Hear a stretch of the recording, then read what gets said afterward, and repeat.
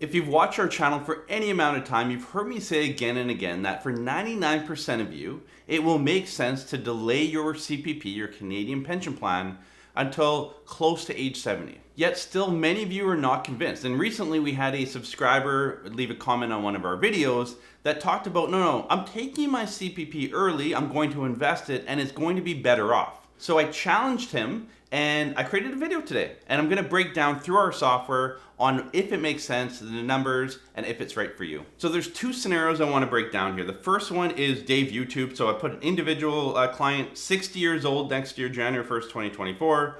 And this person, Dave, has hit out their max CPP. So at age 65, he will get 100%. And so he thought, you know what? I'm already at 100%. There's no point continuing to work, not collect CPP and keep paying into it. So what Dave has decided to do is to collect his CPP at age 60, continue to work till 65, and he'll take his CPP and invest it into his RSP. So it's basically a tax wash. So he's paying no additional tax. So money in from CPP and then putting it to the RSP to offset the tax bill and grow that money going forward. And then he will also collect what's called PRB, the post-retirement benefit. So if we look at the plan here, you'll see his employment income for the next 5 years will be $70,000 adjusted to inflation over time. And then you see this PRB. And again, this is grabbed off these numbers at 248, 521, 819, so on. So these PRB numbers are grabbed off the Government of Canada website. And you'll see that he starts building up. So this is an ongoing pension. The post-retirement benefit is a benefit once you start collecting CPP and you continue to work and pay into CPP, there's an added bonus.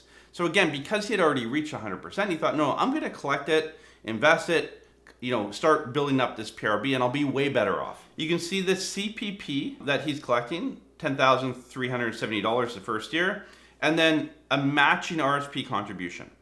The second year of taking his CPP, $10,629, added the $248, so taking his PRB payment and taking those both and put it into his RSP. So I did that for all 5 years. And then starting at age 65, he's retired. And I just said, look, based on his income, his building up his PRB, his RSP, collecting CPP, from 65 all the way down to age 90, how much income can we generate if he does this strategy? Like take the CPP early, don't delay till 65, how much money are we going to get? And you can see here, the number is $46,752.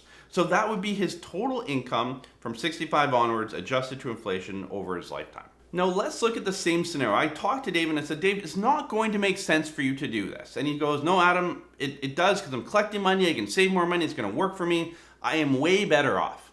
And so we put his numbers into the software, and you can see here, same thing, employment income. And I said, look, let's just show it delaying it all the way till 65. That means we're not saving anything and we have no PRB. You can see there's no PRB column. So basically, collect your income, you're paying into CPP, even though you're not going to get additional CPP based on you've already hit the maximum 100%. But you can see here in this column, you're paying into CPP and AEI here. At age 65, when you retire though, Dave, you will have $48,730. About $2,000 more after tax, adjusted for inflation, in your pocket for the rest of retirement, all the way down to age 90. That YouTube comment, this answers it to a T. Does it make sense to take CPP early, invest it, keep working, build up a PRB, and you're gonna be better off down the road? In this illustration, and again, your details, your numbers will be a little bit different, but I could change this around and create different scenarios, and time again, it will never make sense to take that CPP early, invest it, unless you're getting like a 50% return. And I'll get to that here in a second. But just remember, as you take CPP early, you're reducing it by 36%. And so yes, you may have hit your max, but now you're reducing it by 36%. Even though you're building up that PRB, it's not enough to offset taking it early. And this client, Dave, is behind by $2,000. And again, his income is not super high. If you had a higher income, it could make more of an impact. So again, be aware of how CPP works. Even if you've hit the max, does it make sense to take it at 60? Likely not. The second scenario I created here is a 65. So Dave is now 65, he's working, he plans to work all the way till age 70. So you can see his employment income, $60,000 a year, adjusted to inflation. So this is a completely different scenario, but I wanted to hit kind of two different scenarios that we run into and get questions on a lot. Again, that first one is taking CPP at 60 because of maxed out or close to maxed out, build up a PRB. This one is more, I'm going to continue to work till 70, but I'm starting my CPP now and I'm going to invest it. But because I'm 65 and older, you do not have to continue to pay into CPP. So if before 65, if you take CPP and you continue to work, you have to pay into CPP up till 65. But at 65, you could take your CPP and then turn off CPP payments. So we can see here, he's collecting both CPP and old age security. You can see the payment, CPP and EI, you can see it's just EI payments. There's no more CPP payments going in for this client. Now what he's done is the same as the last scenario, in that he says, look, I'm collecting $12,962, but I'm going to put it into an RSP. So we've created a separate column here for CPP RSP. So he's putting that money, all 5 years of payments, into that account, and then we're drawing it out over time, getting rid of it by about age 80. So if he does this, you can see from today, 65 onward, he can average out at about $46,521. So that's his total income if he starts to collect CPP. Now invest it for the next 5 years while he's still working, doesn't need the money, and then kind of drawing it from there along with the rest of his accounts. So same scenario as last time, in that I said to Dave, look, it does not make sense to start taking CPP now, even to invest it. So let's delay your CPP. We can still take OAS if you want to start that payment, that's fine. There's no OAS clawback based on your income. You can see we've gotten rid of that RSP CPP column. And basically what we're doing is we're saying, look, there's no more RSPs. How much money can we collect, again, from age 65 onward? And if there's extra, we're just throwing it into the TFSA because there's going to be a bit extra. You can see here, $48,691.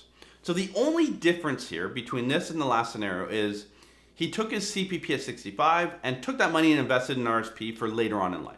Versus, hey, let's just delay CPP. Let's take advantage of that 0.7% per month bump and collect it later.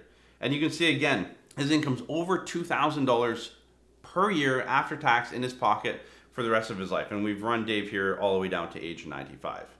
So you can see it's a substantial difference to delay that CPP payment.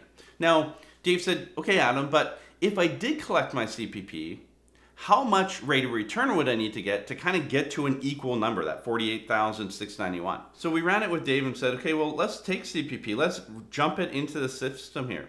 And what I did is I put in a big rate of return. I put 15%. So on the CPP payment, not the rest of it, we left it at 5%, because taking CPP early shouldn't mean you have to take a bunch of extra risk in all of your portfolio. Like, let's just silo that out because that's what we're talking about here.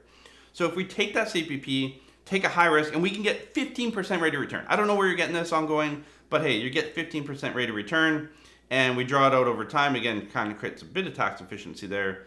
We're still only at $48,099. We're still $600 short of just delaying CPP and not worrying about it. Like, where are you getting 15%? Where, the added stress of that's on you to make sure you get. So there's a great scenario of like taking your CPP early, investing it, taking control of it. I need my money now. I've already maxed out my CPP.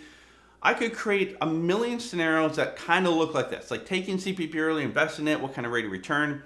It never, ever, ever makes sense to do it early. Unless you're, health issue on your deathbed, whatever it is. Now, it's going to be different for everyone. It might be 68, 69, 70. Again, it's going to be dependent on your other assets, your other income streams.